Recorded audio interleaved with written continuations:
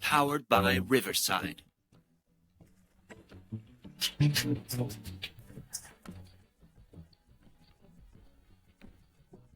That's too bad.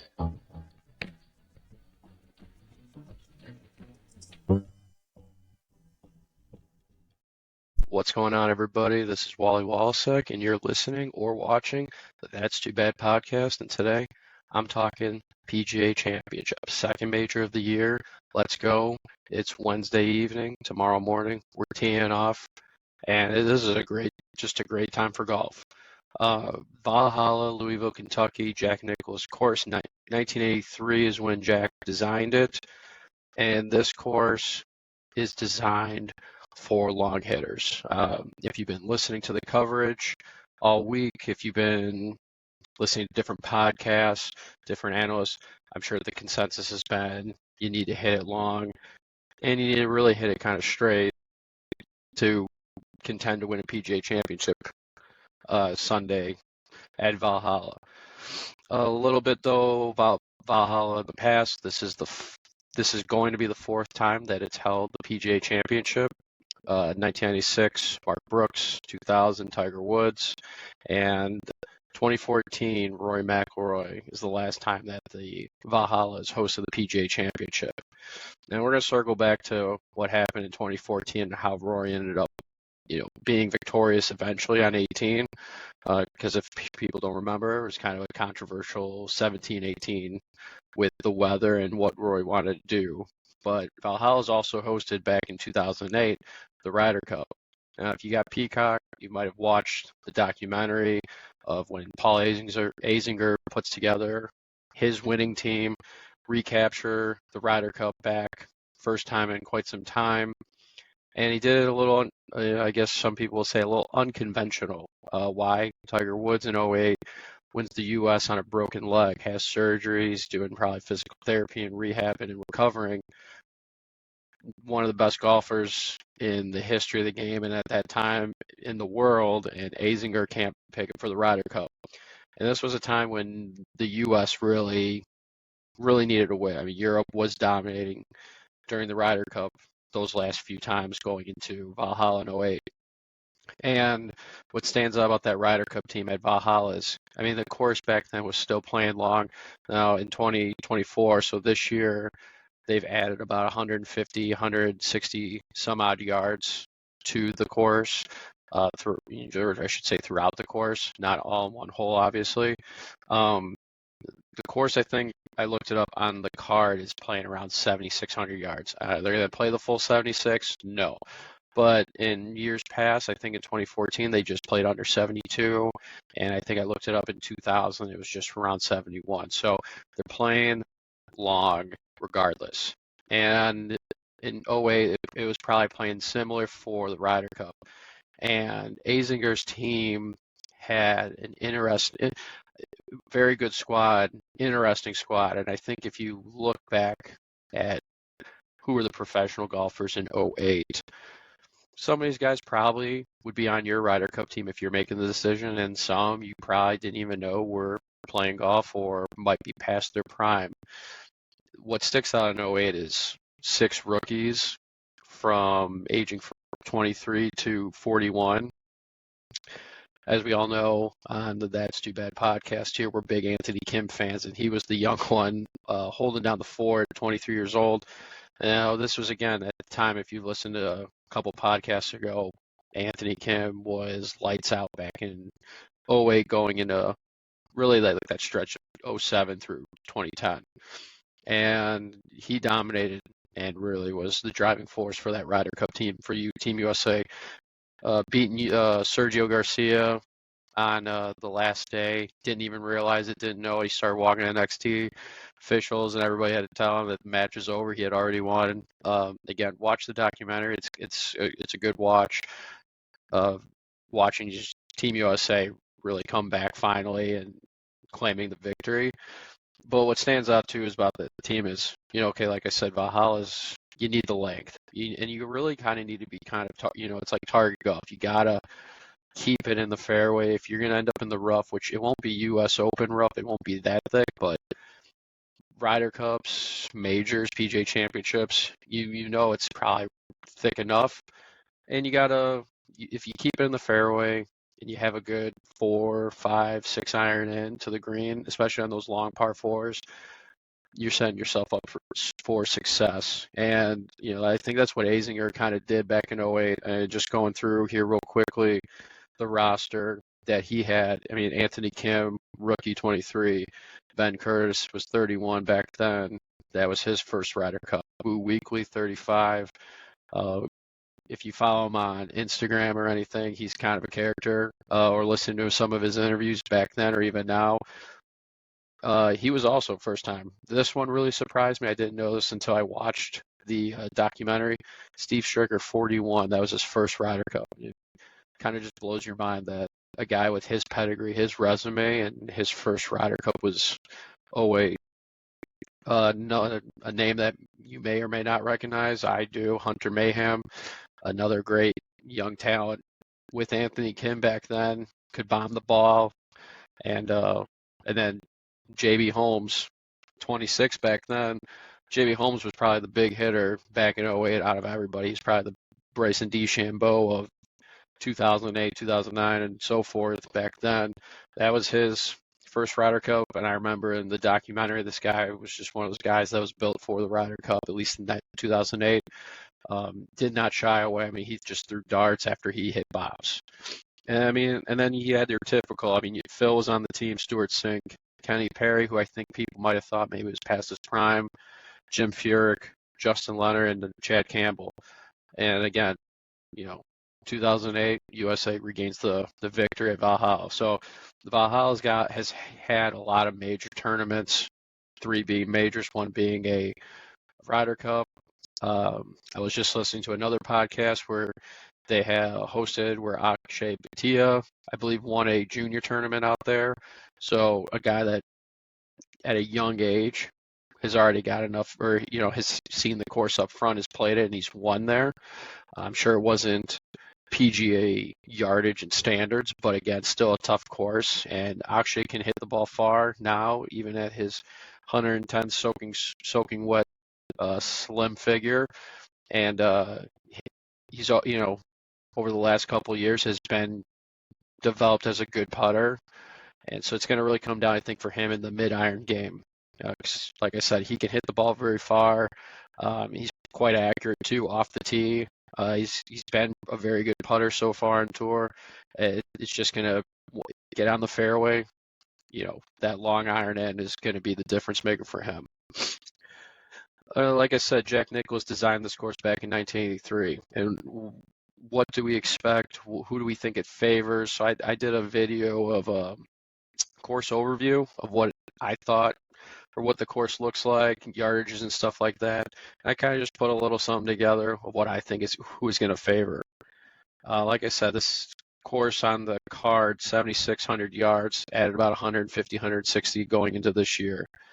Like I said, favors the long hitters. So your Bryson DeChambeaus, Rory, who won last week, Rory, who won 10 years ago at Valhalla, Brooks Koepka, and Phil can still hit it far. Joaquin Niemann, Taylor Gooch. I mean, that list goes on because in 2004, this is the modern era of golf. Everybody wants to hit it far. So this course is going to be interesting. This tournament this week will be interesting with all the big hitters we got on tour, both LIV and PGA. Who's going to really shine as far as the mid-iron game, the wedge game, and the putting? After taking, a view of the video, of the overview of the whole course, I really do think this is going to favor draw hitters more. I think they just have more opportunities to shape the ball on a lot of dogleg lefts, and even some of the dogleg rights. It does not hurt them. They might be able to take it over tree lines or creek lines or fescue lines, where I think the fade players are going to be a little more hesitant on a couple different holes, especially the dogleg lefts, where they might hit 3 woods, 3 irons, and so forth, just to set them up for success. Now, I don't think this is going to be a bad course for guys hitting those driving irons, 3 woods, 3 hybrids, and so forth off the tee too to keep them in play. I mean, it's like I'm preaching right now. It's keep it in the fairway and you're setting yourself up for success. Not a lot of OB from what I can gather on this course. I mean, there's a couple different creeks here and there, but I mean, mainly it's going to be tree lines, rough, and fescue, and then obviously bunkers. Keeping it out of the rough and especially the fescue, that's going to be huge, not only for control of the ball, but just to get it to the green in regulation. It's just the name of the game, and so yeah, this will be interesting. The front nine I thought was a lot more intriguing and more favorable for these draw hitters and the big hitters, where I think the back nine it kind of starts toning down a little bit. Not saying it's not a fun, cool back nine to watch, but I think just the draw hitters gain a little bit of an advantage on the front nine there. So I mean, we'll have to take a watch this week, especially early on, see what happens front nine compared to the back nine. Couple big storylines going into the PGA. We all know Rory's probably one of the bigger ones, Scotty Scheffler and so forth. So I mean, let's just kind of go down the list. Spieth. What can you say about Jordan Spieth? I mean, the guy has won majors obviously before. He's a talented, great player. Over the last few years, I think the consistency has just not been there. And mainly it's off the tee. That driver is just pure death for him, and it could go anywhere. It could go left or right. He saves himself with his short game and his putting, and that's always been his forte his whole career. But this is a big one because this is the one he has not won ever. So does Jordan come in extra motivated again, year like the last few years, and try to complete the career Grand Slam? So that will be interesting to see how he does again last week at Wells Fargo. Like I said, he just hasn't been consistent. Glimpses of good shots, and then there's glimpses of really, really bad shots. And the thing about Jordan, it's that you notice on TV, he's always looking down at his club. He's always looking at his caddy, like, what the hell did I just do wrong? It's not supposed to do that. It's supposed to go, the big thing I was just listening to on a YouTube video about an hour ago is it's going to be all about the execution, not from Thursday through Sunday. And that's been Jordan's Achilles right now. It's the execution from tee to green for 4 straight rounds. So we'll see what happens there. Another big one is JT, who's I think played a couple weeks ago in preparation. He's just a local hometown guy that I think everybody's going to be pulling for that goes to the tournament. So, nothing major there. I mean, JT, again, kind of in the same realm as Jordan, just hasn't been consistent over the last couple years, and this could be one where get him on board, and this might catapult him for the rest of the season. Going back to 2014, Rory McIlroy, this is the last time he's won a major. So it's been 10 years. The guy's just been sitting on 4. The last time he played, or his last one being the PGA Championship, was also at Valhalla 2014. And I mentioned that there was a little bit of a controversy. Nothing I would say really probably changed the outcome in any means. But if you recall, there was really like a 3-horse race going into the 2014 PGA Championship, and that was between Phil, Ricky, and Rory. Rory was heading into Sunday, I believe, with the lead, or maybe all 3 were tied at the lead. At one point, Rory took I think a 1 or 2 stroke lead, and then a bad bogey here and there, and Ricky took advantage. We saw Ricky take the lead. I think everybody, like myself, thought this could be Ricky's time. He's going to win. He's going to win his first major. To be honest, Rory's a great player. I like watching him play. I was rooting for Ricky back then. And so what happened going into 17 and 18? The weather started turning bad. Rory's got a 1-shot lead, or a 2-shot lead onto Phil. Phil and Ricky hit their tee shot on 18. Darkness starts creeping through.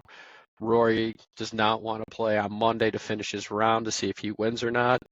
So what does he do? He tries to get Ricky and Phil to let him play up, because if he hits, it forces the tournament to let him finish the hole, that even if it was pitch black out. Um, Phil and I think Ricky were hesitant. I don't think they really appreciated what Rory was trying to do. I think though, if the stories flipped for the groups, I'm sure it would be the same. And it's just the competitive nature, I'm sure. I mean, I think if Phil and Ricky were like 6 shots behind, I think they'll play as a foursome the last hole to get the tournament done and over with the weather rolling in. But, Ricky and Phil were 1 or 2 back, and so there was a lot on the plate here. Rory tees off as the group is walking up, and then I think what really kind of like gets both groups going. It's Phil and Ricky have hit their second shots. They're walking to the green. They're trying to finish. This is a par 5 too, and Rory's already had his ball wanting to hit up already. So it's just bizarre events. And really almost cost Rory too, trying to work too quickly to get this tournament done. If we all recall, so Ricky ended up parring, didn't win the tournament, obviously. Phil almost dunked an eagle chip, tapping birdie, and now he really needed Rory to really mess up bogey, and they would go to a playoff the next day. And what happened is Rory then, essentially hits his ball. He ended up in the far bunker on the left side of the green, and now you're wondering, was this a mistake? Luckily for him, it wasn't. He was able to get out of the bunker and hit 2-putt for the win. And in Rory fashion, I think he not drained the putt. He hit the putt till about I don't know, less than 2 feet. Tapped in his par. Guy wins his 4th major of the PGA at Valhalla. And again, that's 10 years ago. So Rory, who's coming off a very great victory at Wells Fargo last week, the way he played. I mean, Xander was a three-day leader going into Sunday, and Sunday it was kind of going back and forth, and a couple errors on Xander's part, and Rory took advantage and was victorious. What's going to be nice for Rory is the course setup is a little similar to Quail Hollow, where he's got the confidence with the driver off the tee, regardless wherever he plays. But that's really going to play a huge favor in Rory's game here. I'm not a big fan of always, betting on the back-to-back winners, because it just does not happen as often. But if there's one guy I think I would take outside of Scotty Scheffler, it would be Rory McIlroy right now. Something that's always kind of hurt Rory a little bit over the last few years is inconsistent with the putting a little bit. And I think right now, especially after last week, he does have it kind of rolling with his putter. So something definitely to keep an eye out for Rory going into this tournament. Before we kind of go through a lot of just the different guys that I think, this is going to benefit and all this fun stuff, I'm sure everybody's going to want to know, Tiger Woods, where we at with him, Phil Mickelson, where we at with him. Phil, I think, is out there going to compete to win. Speaking of Phil, coffee for wellness, not drinking coffee though. Not an ad either, but love the product. Phil, he's definitely going to go out there and compete to win another major. But I don't see him being up there as a favorite. I think he does still hit it quite long off the tee. Obviously, he's always been a very good wedge player, one of the best in the game. And then his putting, it's just going to be, I think over the last few years, he's been a very streaky putter. And hopefully he's got that figured out for this week. I think what's going to really determine, again, is you're not hitting driver and you're hitting 8 and 9 irons consistently off, into the green. I mean, this is going to be 3, 4, 5 irons into the green now because of how long this course is. So we'll just to see, can Phil kind of wrangle that in? And if he does, we'll see how well he contends. It's Tiger Woods, this is just going to be a tough 4 days for him. I mean, just the overall wear and tear everybody knows the wear and tear going into this tournament, but what is going to happen throughout the 4 days just from walking the long course, playing out there. And again, if he makes the cut, now you're playing 4 days. I think the hope for Tiger is going to be if he does make the cut, just make Saturday and Sunday count. I think we saw at the Masters, he was just kind of knew he was already out of it, made the cut barely, and just went out there and played. And it wasn't anything spectacular either, unfortunately. So, I mean, we'll see what Tiger can do. Again, I don't have high expectations for Tiger in Valhalla, though. Again, I mean, he did win it in 2000, but we're talking a Tiger Woods in his 20s before he's had any type of medical, physical injuries and stuff like that. So, two completely different Tiger Woods playing from 2000 to almost 25 years ago till now. So, yeah, see what happens with Tiger Woods, though. Obviously, going into this week, the number one favorite is Scottie Scheffler, number one in the world. Took the last, week or two off. Brand new father. Congrats to him.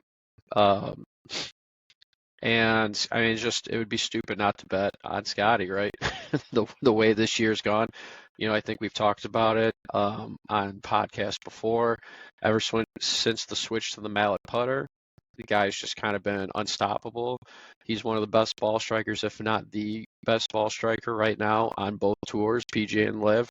And that's going to really matter, especially at Valhalla, if you're trying to play kind of target golf, keeping it in the fairway. And he's one of the best off the tee. He can be very strategic, and he can really pinpoint his driver with that little cut he plays. And again, I said earlier, I think this favors more draw players, which is not something that he normally plays throughout his round. He's more of a cut fade player. But again, I think because of his pure ball striking and he can keep it right down the middle, I think that he'll get away with it no problem. And a lot of the big hitters are not draw hitters anyways, too. I think Rory might be one of the few, and DeChambeau, who will be interesting to see, the guy that hits the ball a long way. He might be the only one hitting 9-iron from 220 yards out because he's kind of a freak of nature when it comes to that. That's a guy that I'm kind of thinking it might contend. I call it his Masters hangover cure. I mean, the guy played like absolute dog shit on Sunday, and it started more towards the last back nine of the Saturday round. Sunday, the wheels fell off at the Masters. A guy that I think should have won the Masters. I mean, he played great Thursday, Friday, and the beginning of Saturday. And he has all the tools to do it. He's going to bomb the ball. Besides Rory, this is the guy that's going to take the most chances off the tee. There's going to be holes and par fives that are he's going to go for it into every time. He's going to try to stretch out some par fours and try to get there in one. He's going to try to cut off some yards going over trees, over fescue, what have you. The biggest part is going to come down to his wedge and mid-iron game. I think that, I sound like a broken record, but that's going to be the name of the game for a lot of these guys, because really no one right now, for the guys that I'm kind of looking at, really do stand out as pure, some of the best 4 or 5 iron, 3 iron hitters out of the fairway. DeChambeau obviously might not technically fall into that category with his length. He's guys that are hitting 4 and 5 irons. He might be hitting 7, 8, or 9 irons, just the way he's built. Now, DeChambeau makes up a lot of that with his putting. He's one of the best putters in the world, so it will be intriguing to see what happens there at Valhalla this week. Koepka is the defending champ, and if he can win this week, I believe he ties Tiger Woods for the most PGA Championships, which I think would make Koepka with 4. And so, like Roy, Koepka's a big hitter. Guy just won a few weeks ago on Live at Singapore, so he's coming off hot. He's coming off rested, and which is scary for the rest of the field. Rested, Brooks Koepka, not injured, healthy. That guy's lethal. And we all know he only really likes to show up for the majors anyways. I was just scrolling through Instagram a couple hours ago, and they were comparing Tiger Woods' majors over his career percentages and top 5s, 10s, and top 20s versus Koepka so far. And outside maybe the top 3 and top 5 percentages, which Brooks is only a couple percentage points away from Tiger Woods' career percentages right now. He is right there at the top 10s, and it might have been top 20s, I can't remember. And I mean, he's got 5 victories, majors right now. Um, so Brooks is a majors, and he's always publicly said it too, right? So he'll play, obviously now being in Live, and they only have so many tournaments a year. He plays in all of them. When he was with the PGA, he was very vocal about he doesn't care about playing some of these smaller tournaments, but he did it anyways. And I get that. And really, when it comes down to it, a lot of, when you're looking back at this 30, 40, 50 years from now, like we kind of do with Tiger Woods, we do with Jack Nicklaus and Arnold Palmer and so forth, Nick Faldo. It's the first thing that you utter out of anybody's mouth is how many majors did they win? It's really the first pedigree that you think of after these golfers have retired. So, I get it from Koepka's standpoint. And again, I think Valhalla is a course that I think can set up fairly well for him.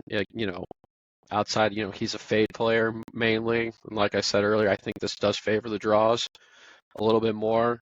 But I think his length, if he could stay accurate off the tee, and rock, he did do the Scotty Scheffler. He switched to a mallet putter. I believe he did it before his round in Singapore, and he might have even done it for the Masters too, if I'm not mistaken.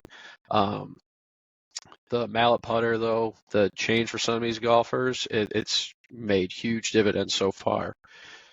And let's go. Okay. Guy has been kind of non-existent this year. Well, there's two of them. This one I'm going to talk about was a contender back in 2014. I already mentioned it. Ricky Fowler hasn't done much so far this year. Has the experience at Valhalla, knows what it takes to get it to Sunday, being in the last couple groups.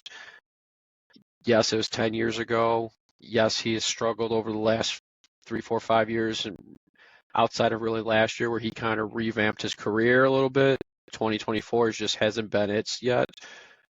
Is this the tournament where Ricky says, hey, you don't got to bomb the ball 350 yards to win? Because we all know Ricky's not a guy that's going to bomb the ball. But again, if he could be strategic off the tee, keep it in the fairway, he's always been a very good putter his whole career. I think that really will separate him from the rest of the field. But he's got to do it early, kind of maintaining the status quo, even par and so forth, and then maybe having a good Saturday and then Sunday again. That's just not going to do it. He's got to put the pieces from Thursday through Sunday all together. And really kind of speak, guys that have been non-existent this year. Victor Hovland, a guy that was the runner-up last year to Brooks Koepka. 2024, Victor, where you at? Haven't heard from him too much. He's been very quiet under the radar. I've read that he's done swing changes and everything else. Is he going to live? Is he not going to live? And all this rumors and stuff. I could care less about all that shit. I would like to see this guy show up and finish in the top 5, top 10 of the major, if not try to win it. I've been a big fan of his ever since he's kind of gotten on tour. His whole demeanor on tour is, I don't know what you would call it. He's one of those guys where it's just hard to root against him, I guess. His whole demeanor just says, hey, I'm here to win. Hasn't been the case in 2024, but another guy that, if the swing's there, he's going to be fine off the tee. He's always been, again, I feel like I'm like a broken record, all these guys, of all the guys I've picked to talk about, but he's a good putter, and it's just going to come down to staying in the fairway and getting on the green in regulation. Victor is known, from what I've ever seen, can put himself into trouble out of the fairway. Being in the rough is not going to get you in that final couple groups on Sunday. If you're consistently in that rough this week, or in the fescue or anything of the sort, trying to get to the green in 2 par 5s or par 4s, that's going to be difficult. So, let's see what happens with Victor. Xander Schauffele. I only got a few more I'm going to go through here. I'm not going through the entire field. I only picked out a handful here. Xander, is he going to bounce back from the Wells Fargo? 3 days was leading. Sunday was back and forth. And like I mentioned earlier, every time towards the end of that round, all the mistakes he made, Rory capitalized. Which is why we saw Rory win and Xander fall off on Sunday. Can Xander put it together Thursday through Sunday? I would hope last week the way he lost the Wells Fargo is going to motivate him and, get him into a victory here, PGA Championship, which would be great for his career. Two guys here, the last two I want to talk about. Probably one of them is probably bigger than the other, and not because of his tour resume, I should say. And so that's going to be Michael Block. Everybody remembers Michael Block. I'm a huge Blocky fan. Ever since last year when he was on the PGA and not only made the cut as a PGA pro coach, instructor, but finished up there in the top 10, top 15 last year. Everybody kind of remembers Sunday. He played with Rory and the famous, I think it was the 15th hole, if I'm not mistaken, par 3, hits his shot. He has no idea that he had just dunked it, not even one-opted, dunked it off the tee. Everybody, including Rory, knew it, and the expression of like, "Are you kidding me? Are you serious? Like you messing with me?" What a good dude. This is going to be awesome seeing him back. This is a guy that just does not have the length for Valhalla, so he's going to have to be creative in trying to find a way to make the cut and try to repeat what he did last year and get up there in the top 10, top 15. He's got a very early tee time tomorrow. I noticed 6:15 a.m., so maybe he could set the tone early. But yeah, it's just awesome what happened last year with him. They posted the video when he got the call of who he was playing with on Sunday, and just an awesome dude. All these PGA professionals that are instructors are awesome guys. It was awesome to see him kind of represent that fraternity there, and see if he can do it again. That would be good. It would be awesome for not only the PGA pros of America, but for the whole golf community there. And then lastly here, I only highlighted him because he was the most outspoken yet at the Masters for a guy that didn't even play the Masters, and that's Taylor Gooch, a guy that has come out a lot this year publicly, especially towards the PGA players that are still there, that he's better than a lot of them, and that there was guys that are playing the Masters that were invited to the Masters that were picked over him and didn't sit well because he thinks he's one of the top guys in the world right now. He is a very good player. I'm not disagreeing, but I think he's getting a little ahead of himself when he did that a few months ago. But he's in the field this week, so now it's kind of just shut up and let's put it in drive here. I mean, he's really got to deliver and deliver in a big way because right now the way he's been running his mouth, like do that when you do that after you start playing well. Don't do it before or anything of the sorts. Again, he's a great player. He can hit it far off the tee, but just yeah, I'm just gonna stop it right there because I don't want to get into anything further there with him. So yeah, I mean that's what we got for the PGA Championship this week, and obviously there's a lot more guys in the field. This is going to be fun. It's the second major of the year. Now it's May, middle of May right now. We're getting into the heart of the PGA and LIV season. I should just say the golf season. This is the best time of the year. Can't wait to see who's going to end up winning in Valhalla in Kentucky this week. I'm not going to vocally tell you guys who my picks are and what I got picked as winners and top 5s and top 10s. I might post that on my social medias, so go give it a follow, go give it a like, and tell me what you guys think. And let's see what happens. And this is going to be fun. So yeah, I hope you guys are ready. And as always, let's go low.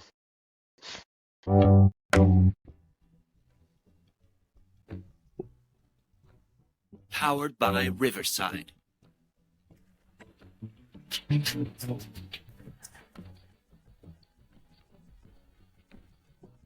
Yeah. 2.